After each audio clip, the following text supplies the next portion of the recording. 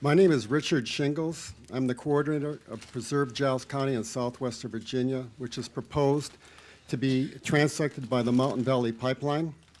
Earlier, my colleague Russell spoke of the unprofessional, blatant, partisan behavior of FERC MVP project manager Paul Friedman.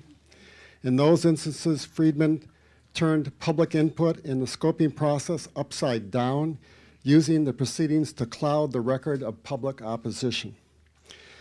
That is not the full extent of Friedman's duplicity. Here are two more examples.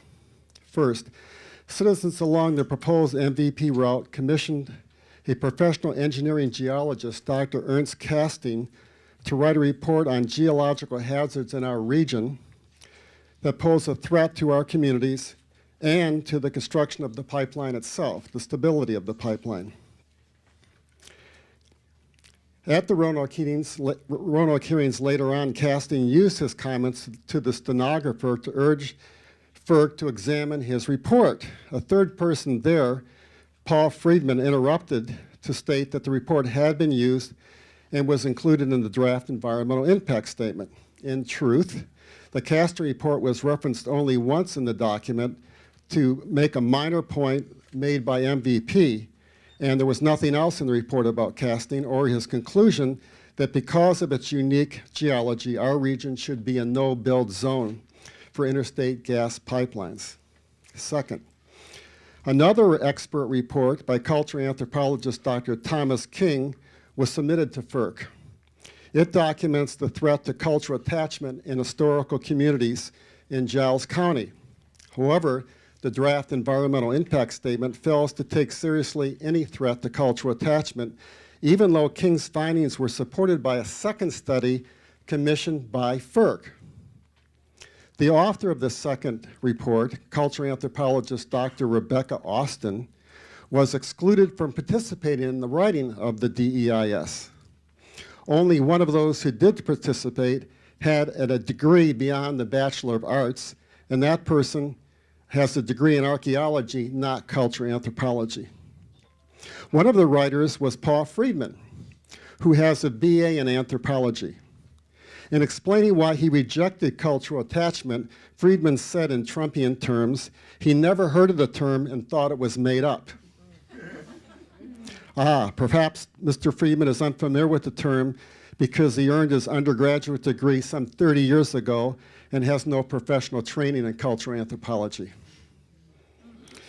Not only did Friedman exclude professional anthropologists and author of the FERC Commission report from participating in writing the cultural effects analysis, he instructed her firm not to include measurements of mitigation of negative impacts on cultural attachment in their own report. These examples convey the image of an arrogant, incompetent, partisan man who has no business in this review process. His behavior in public scoping meetings and the DEIS assessment of geological hazards and cultural attachments lie at the core of bias and abuse in the FERC review process. Thank you. Thank you.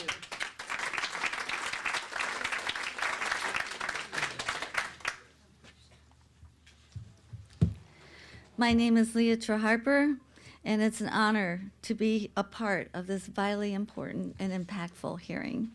Thank you. We traveled from Ohio to testify here on our own dime and own time after FERC came to Ohio under their corporate sponsorship and our taxpayer dollars. But we're coming here to make a difference, to testify to FERC because we know what is right, and we're protecting our communities, and we know what we have to do to expose that FERC does not work. Just a little background. I came to Northwest Ohio from the frac fields in Southeast Ohio, and that was because I could no longer drink the water, breathe the air, or even drive on the highways because of all the brine trucks in Southeast Ohio. So I moved back to my home in Northwest Ohio, only to find myself surrounded by Rover Pipeline and the Nexus Pipeline taking frac gas mostly to export markets. We have testified, and we have written letters, and we started our own different Facebook pages and different organizations, and because of the fact that we just got rolled over, and despite all our best efforts, FERC allows their corporations and supporters, the multinational investment community, to roll over our human civil property rights to build the infrastructure to support fracking. We continue to go through the proper channels to preserve our local long-term economic future, but the fracking Ponzi scheme continues to drill and move gas and oil to higher price markets using FERC and the antiquated Natural Gas Act against us. It makes no difference whether thousands of people come forward to plead for their farms, to express their fears, and to present scientific facts to FERC. The entire system is a sham, designed to discourage people by giving a semblance of participation while wearing us down and forcing landowners to surrender and sign. For all the massive pipeline projects taking and wrecking thousands of acres of forests and farmlands, there is nothing, no appeal through any of the FERC process that would cause FERC to not allow the projects to be built. We've hired lawyers and even commissioned a scientific paper to warn FERC about the dangers of building huge, high-pressure pipelines through karst terrain near earthquake faults. What would happen if a sinkhole was encountered during drilling under the Maumee River, our drinking water source, or after the pipelines are built, so it explodes in one of the numerous highly populated areas they run through? FERC wouldn't care. There's no accountability or consequence, and they know it. Even though it seems futile, people still want to protest, but FERC does not give adequate notice about hearings. So we make phone calls and flyers and do outreach ourselves. Who has time for this? We have lives that have been disrupted and property that's been degraded. Despite the air pollution and greenhouse gases, FERC illegally segments projects and doesn't even calculate cumulative effects of air pollution, even with a single project. No one knows the overall effects of ozone, fine particulate matter, greenhouse gases, and toxic chemicals that will be released. FERC even ignores the US EPA's guidance to factor in greenhouse gas emission in their approval process. FERC doesn't even calculate domestic needs in the growing glut of fossil fuels before approving pipeline overbuild. The industry won't admit it, but we know that the plans are for export with all the LNG terminals proposed, without the justification of public convenience and necessity. Yet FERC will issue the certificates giving corporations eminent domain rights to take private property using our taxpayer-supported police forces against us. Even if we get into court, the pipeline still gets built because FERC issues tolling orders to allow work to proceed. In Ohio, when FERC realized resistance was building, they shut down public testimony, forcing us to testify in private so we could not publicly applaud the efforts of our neighbors who resist. The environmental impact reviews are inadequate. It's still approved by FERC, and we can't even obtain public records from FERC to monitor the routes to ensure environmental compliance ourselves. How would you feel if you were me, working without pay for years to no avail, seeing the destruction and pollution, knowing climate change is here, with a granddaughter who likely won't live out her natural life if the ice sheets melt as predicted? I know you know how it feels, but I'm saying this to the legislators and the regulators that should be here to hear this. That's right. So I wouldn't be able to believe what's going on in this day and age in this country if I would not have been a witness to it myself. So there's got to be more of us paying attention, especially the legislators and the regulators here in Washington, D.C., or it will not end well for any of us. FERC has got to be made to work for our collective future and not the short-term profit of its corporate benefactors. Thank you.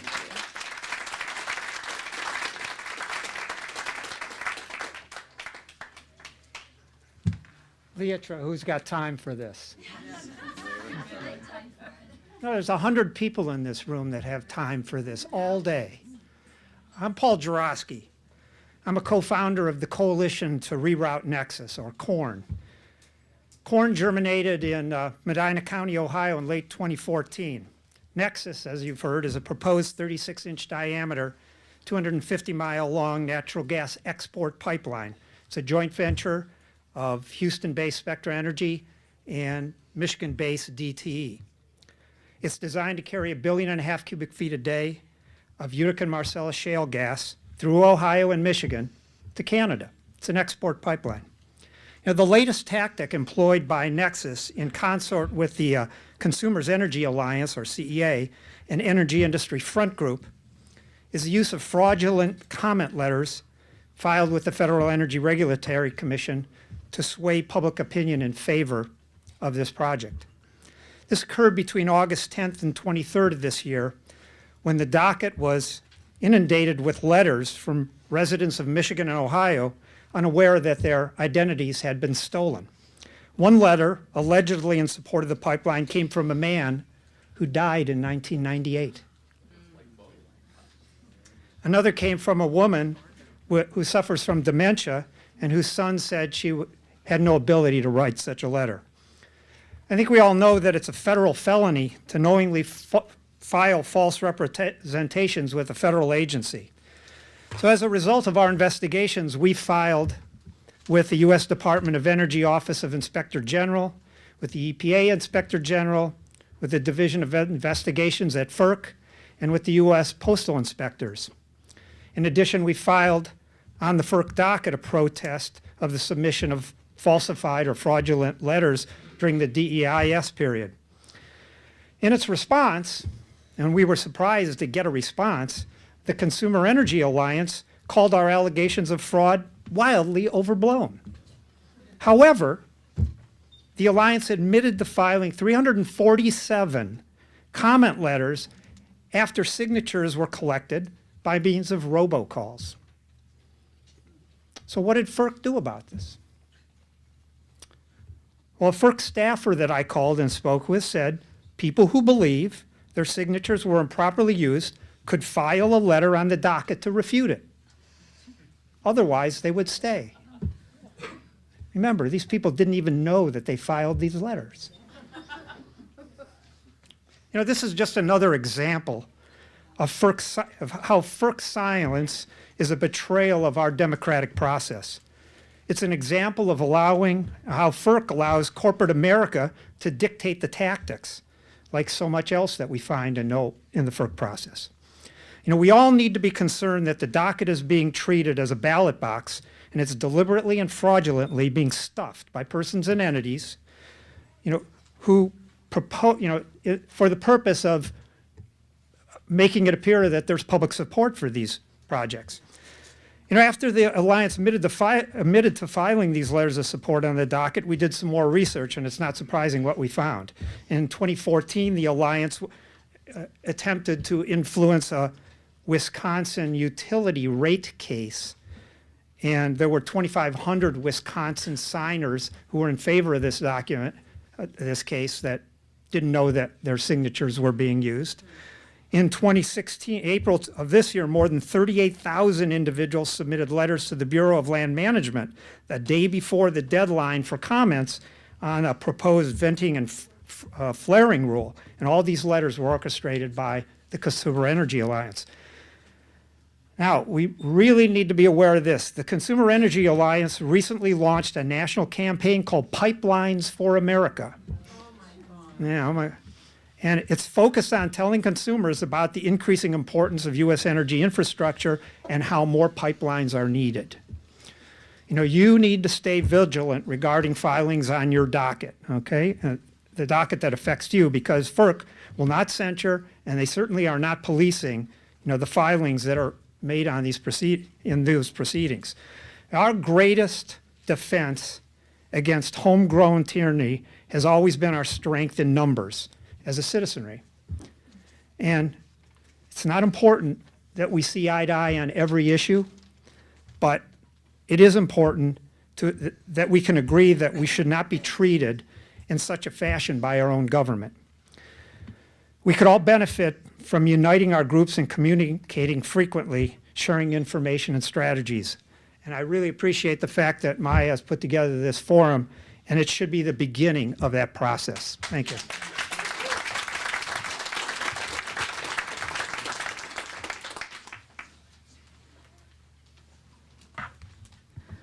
My name is Ellen Kentaro, and I'm a journalist. I've been working as a journalist for nearly 40 years. I've done war reporting. I've worked in the Middle East.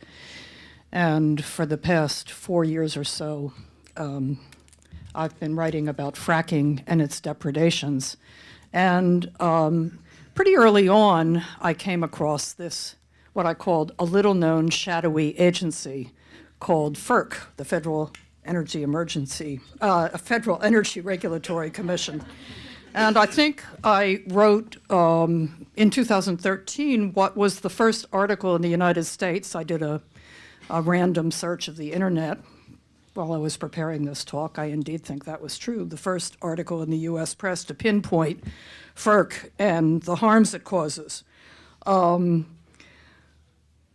My 2013 article was about a New York State pipeline called the Constitution. That pipeline had been proposed by a corporation. FERC hadn't permitted it at the time I wrote the article, but FERC soon did permit it. Next, I wrote about a proposed compressor station in Minisink, New York, and I met Pramila Malik, who will be talking, I think, after me. By the way, I have met many wonderful, wonderful people while I have been doing my work, and all of these people have been besieged by the fracking industry. Many of them have become activists. I met one today. Your name is the farmer in the third row, Renee, yeah, who I'm trying to put in touch with farmers in Pennsylvania. In any case, that compressor station was opposed by the entire population, well, most of the population of Minisink. FERC still approved it. I then went on to write about Spectra's AIM pipeline, and I did extensive interviewing of Paul Blanc, whom it was my pleasure to get to know and respect, and he's here today. And you know what he has said about the dangers of the AIM pipeline, which will skirt the Indian Point nuclear power plant by 105 feet. Well, I just moved to Manhattan. I had lived there in years before, and I just moved to Manhattan in April. So this pipeline is right at my doorstep. I'm one of the people impacted by a pipeline that could cause a Fukushima on the Hudson. In that article, I focused on both FERC and the NRC. They both knew the facts. They knew all the facts about the pipeline's dangers, and they both still approved it, all of which begs the question why a regulatory agency that is supposed to attend even-handedly to the interests of the public on the one hand and fossil fuel corporations on the other would uniformly approve pipelines and other natural gas infrastructures that are very dangerous to human and animal health. In my Minisink piece, I quoted FERC's own statement about why it approves nearly all corporate requests. That's only one exception in either 30 or 40 years, according to many testimonies today. And in 2012, in December, after approving a pipeline in southern New York State, FERC commissioners wrote, quote, listen carefully, folks, this is going to really entertain you. Given the significant expense sponsors incur to prepare applications, there is no incentive for a project sponsor to present an application that cannot meet our standards for approval. The high approval rate for pipeline proposals demonstrates prudence on the part of the industry and consistency on the part of the commission. Quick translation. Money talks. FERC is supposed to be self-funded, independent, and nonpartisan, but it gets its members, as many people have said today, from fees paid by the companies it oversees. One of those fees is based on the volume of gas moving through a pipeline. The more gas flowing through a pipeline, the more money going to the commission, which, according to a reporter writing about this fee business last month, some Pennsylvania residents believe this is why the agency has approved dozens of pipeline projects in the state. well, we don't know that. You can just take this business of fees for what it's worth. So after their FERC tenure, many commissioners moved to positions with fossil fuel corporations. A lot of people have talked about this. I'm not going to go into it. FERC was established in 1977, but it has a long history dating back to 1920, when its predecessor agency, the Federal Power Commission, was established. FERC's importance was flagged by the 2005 Energy Act, which was drafted under the aegis of then Vice President Dick Cheney. The 2005 Act gave FERC greatly expanded powers. Now, you can accuse the U.S.'s ruling elite of many things, but one thing you can't accuse it of is stupidity or ignorance. So one assumes that Cheney knew fracking would become a boom industry. I didn't have time, obviously, while I was preparing this talk for a full investigation of FERC's history, for example, whether it was ever more environmentally protective than in the age of escalating natural gas production and transport. And let me emphasize, once again, I think it's been clear throughout everybody's testimony that FERC really took off as a publicly prominent agency when fracking exploded, when the fracking industry started its boom. But here's a factoid I turned up while I was preparing for this talk. A man named Ron Bintz, not Mincis, but his name is spelled like yours. A man named Ron Bintz was in line to be appointed FERC's head by Obama, but pressures by the Koch brothers and the fossil fuel industry forced Bintz to step aside.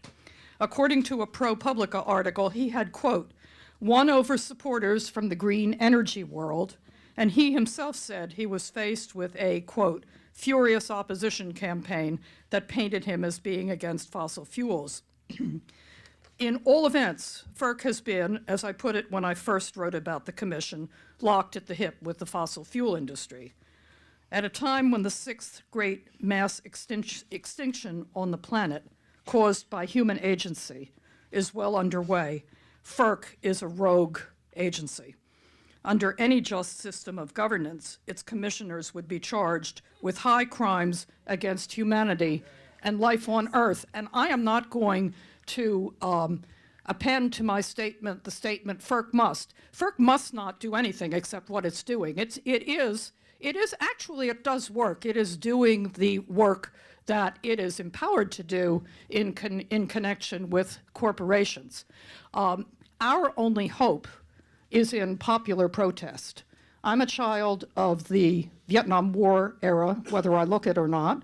I was an active protester against the Vietnam War. I was in the women's movement. I was on the fringes of the civil rights movement, and I now feel that the environmental movement is the greatest protest movement of our time, and that is epitomized in Standing Rock. In Standing Rock, you see the embodiment of what President Eisenhower, who was, I think, the last great Republican president in our country. I wish we could have had him to vote for against Hillary Clinton. I would have handily voted for him. What President Eisenhower called the military-industrial complex. The overweening industry now is the fossil fuel industry, and the military, of course, is the forces that are now mowing down people at Standing Rock. I think that we should understand the context in which we are fighting this horrible agency. And that context is the transformation of the United States into, and this is the industrial side of the military-industrial complex, into a fossil fuel, into an oil, gas producing country. I'm searching for the word, I'm not finding it, that's okay. I'm old, I'm permitted that. If you want to, I recommend a book to people. It's Peter Maas's, M-A-A-S-S, Peter Maas's Crude World, The Violent Twilight of Oil. And that book is about Africa, but it is increasingly applicable to the United States. And in that book, he says that that petrostates are all characterized by rampant corruption. And that is what we are experiencing. The other author, of course, that I would recommend to people is Naomi Klein and her book, Disaster Capitalism. Greedy corporations are a function of late-stage capitalism. And my deep belief is that unless, and I don't, 1 minute, I got it, unless, and I don't know whether this will happen, but unless we transit to an economic system that respects the commons, capitalism in this form that we're experiencing now will destroy life on Earth. Thank you. And thank you to Riverkeeper, and thank you to the judges for hearing my testimony. Hi, thank you, Ellen. Thank you for reminding me of that precious FERC statement. I think it was either in the Minisink docket or the court case that we had. My name is Millimolar, Chair of Protect Orange County, resident of Minisink, New York, a small rural residential community just 60 miles outside of New York City. I want to thank Delaware Riverkeeper, judges, and all of you testifying. And I want to start out by saying, we stand with Standing Rock. Yes! Because we're all victims of government abuse and government overreach. And you know what? This has been going on for 500 years, right? What they're experiencing today, what we're all experiencing now is exactly what they experienced 500 years ago. So we have to keep that all in mind. In 2012, FERC approved a dangerous 12,000 horsepower gas compressor station to be built within our bucolic community by the Millennium Pipeline Company with a long history of safety violations. The station was built on a National Historic Site farm in the middle of a populated residential neighborhood surrounded by organic and dairy farms with several homes a mere 600 feet away. The project was approved despite 600 substantive comments, dozens of expert reports and scientific studies, after exposing numerous errors, omissions, and misrepresentations in the company's statement, after documenting fraud, lack of need, and the existence of a viable and less harmful alternative. It was still approved. While these facilities don't belong in any town, it was especially egregious considering some unique attributes of Minisink, which is nicknamed the town of guns and hoses due to the large number of police officers and firefighters who serve the New York City metro region, who live there. It's also the reason we are home to a large number of 9/11 first responders, many who are suffering from related illnesses, and some who moved to the area per medical advice to live in a pristine environment. Faced with the prospect of exposure to 60,000 tons of annual greenhouse gas emissions, along with 400 tons of toxic chemicals, our community had engaged the process fully and faithfully, only to find that the regulatory review is rigged in favor of these billion-dollar companies with a shameful sense of entitlement. The project became operational in 2013, and since then, our community lives with frequent blowdown events in which large releases of gas fill the air with noxious odors. These events are usually followed by reports of headaches, nausea, nosebleeds, and breathing difficulties by residents. In 2014, a team of scientists tested our air quality and found PM 2.5 levels, that's particulate matter readings, at 300 to 500 micrograms per cubic meter. That's 20 times the safe limit for human health. They also conducted health surveys and found high ratios of impacts. For example, in a group of 12 children, 6 had begun getting nosebleeds, including my own daughter, and this is a picture of her after an emissions event. You can see that. I also have trouble breathing as a result. And finally, many families have been forced to flee. Nick Russo, a 9/11 first responder with lung damage, whose home was across the street from the station, was forced to leave. And a family of 6 was forced to walk away from their $450,000 American dream home, which still sits empty today. And this is a picture of their home. Still empty after about 2 years. My neighbor, Robin Freund, a widow who lost her husband on 9/11, whose home abuts the facility, is terrorized every day knowing that it can explode at any time. By 2015, she had lost 4 young therapy animals and now lives in fear of the health impacts on her and her family. Now, as the company plans yet more expansions, we are a community under siege, held hostage by FERC's excessive and abusive powers. I would like to note that right now there's an energy bill called S 2012, which is being pushed to Obama's desk, that would grant FERC even greater powers. This would be absolutely catastrophic for communities, human health, and the environment. And we, along with 200 organizations around the country, are asking Obama not to sign it. So I hope you join me in that request. And I have copies of the letter if anybody wants it. And you know, we're all, everybody's front yard, everybody's backyard is connected.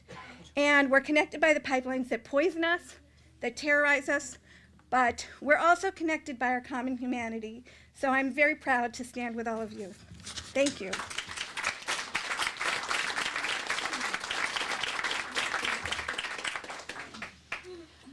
First, I'd like to say how nice it is to stand up here and speak and not have this panel have a blinking amber light in front of me.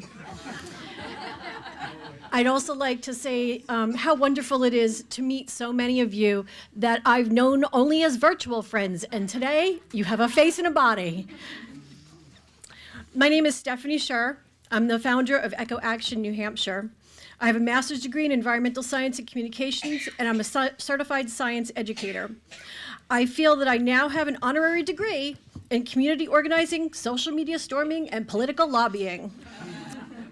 I live in southern New Hampshire, where Kinder Morgan tried to literally blast their way through the Granite State in relentless pursuit of the Northeast Energy Direct NED pipeline.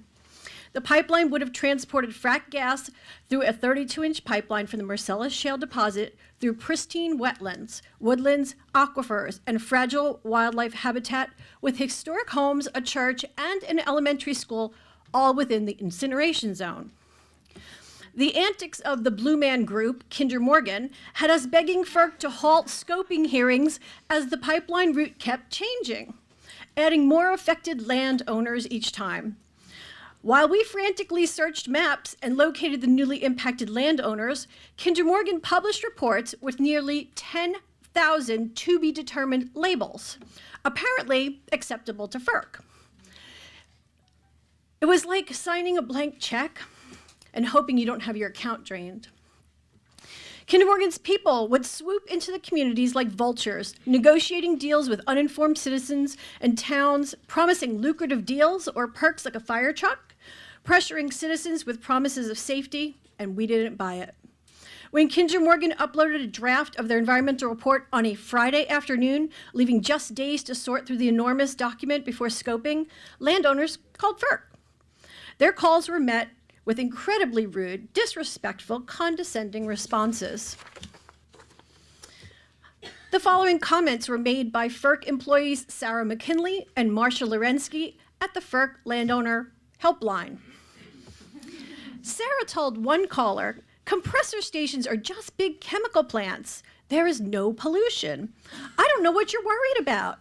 I have worked on gas pipelines with FERC for over 30 years, and I've never even heard the term blowdown. You have been sold a bill of goods. You need to get off YouTube." And then she hung up. Sarah told another caller, "You and your folks can take as long as you want to process and digest the information. You don't need it for scoping. Your FERC comments sent in to us are just the same as testifying at scoping." Marcia told another caller that she talks to Kinder Morgan on the phone. They're wonderful people. They don't want to hurt anyone. She said that she'd be at work until 7 o'clock that night, donating her time to FERC, talking to people to make them feel better, and you shouldn't be upset. Believe me, this is not the kind of response that makes anyone feel better. Living in New Hampshire has afforded me the opportunity to speak with many presidential candidates. I told Jeb Bush he was standing in a community fighting the Ned Pipeline and asked if he'd give back the $2 million he received from his friend Richard Kinder of Kinder Morgan, or call for a no build of the Ned Pipeline. Without flinching, he said, neither. He incorrectly told me pipeline siting is a local issue. C-SPAN filmed me telling Hillary Clinton that I had concerns about the oil and gas industry backed FERC. I asked what she could do to help us. She said, FERC should pay more attention to local issues. I followed up stating that FERC is funded by fossil fuel industry. She gave me a firm no, and went on to explain why I was wrong. People running for the highest office in the land often don't know or deny the connections between FERC and the fossil fuel pushers. FERC helped Hillary Clinton cover our nation in explosive, leaking, polluting pipelines of chronic illness, death, and disease. Everyone's in on the game, and we're the pawns. The FERC game is rigged to promote old, outdated, filthy energy technology. The leaks in existing pipelines need to be sealed, and FERC needs to put the brakes on the desperate push for pipelines in a panicked industry that fears the end of the fossil fuel era. We will not allow FERC and the fossil fuel industry to intimidate us or to cover up the greatest tragedy of our time. Exxon knew. BP knew. Shell knew. They all knew, and you know what? FERC knew. FERC does not take climate and health impacts into account when siting pipelines, and we want FERC to know that we know there is no safe place for them. In surpassing 400 parts per million CO2, we have reached a critical point, and FERC needs more than revision. They need to completely change their direction to siting only renewable energy projects. The United States is embarrassingly behind other nations. The world is watching, and we can't wait for FERC to come around to the realities of climate emergencies and the ones that we're already facing now. I'm pleased to share with you that in the spring of 2016, the Ned Pipeline was withdrawn.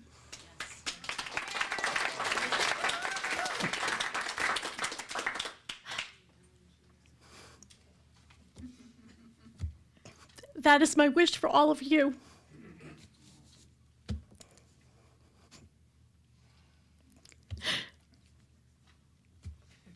Thank you. I feel that Standing Rock has far-reaching implications. We should all do our best to support them. Fingers crossed. Keep pushing. Thank you all.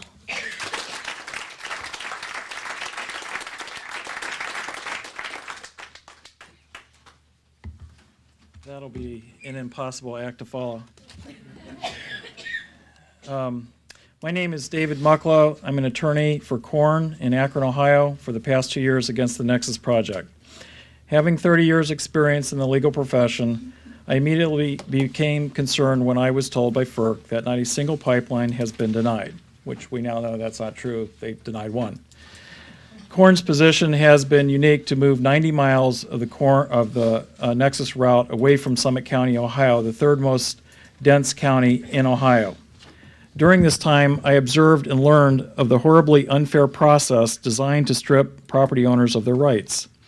800 years ago, free men and property owners established rights under the Magna Carta, requiring, in fact, the anniversary was last July, I believe, requiring due process of law, a jury of your peers, and payment for takings.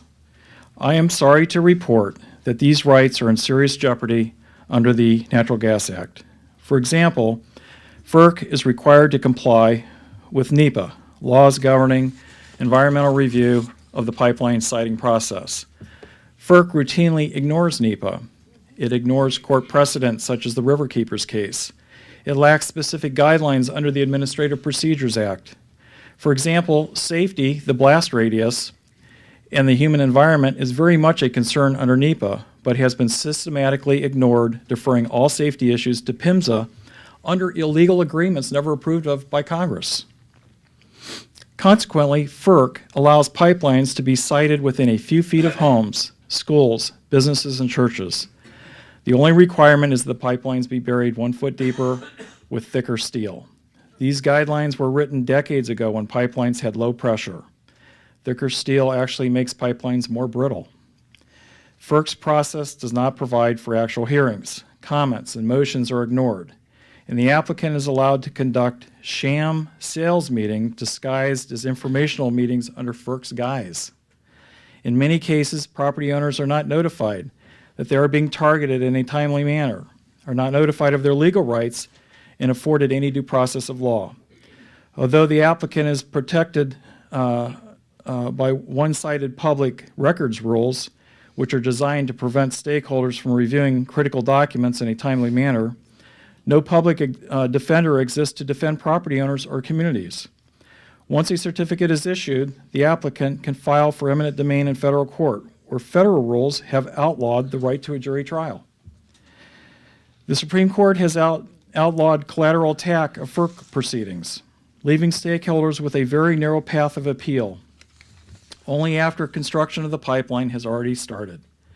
The entire process from start to finish is an elaborate hoax designed to take and use property without full compensation or due process of law.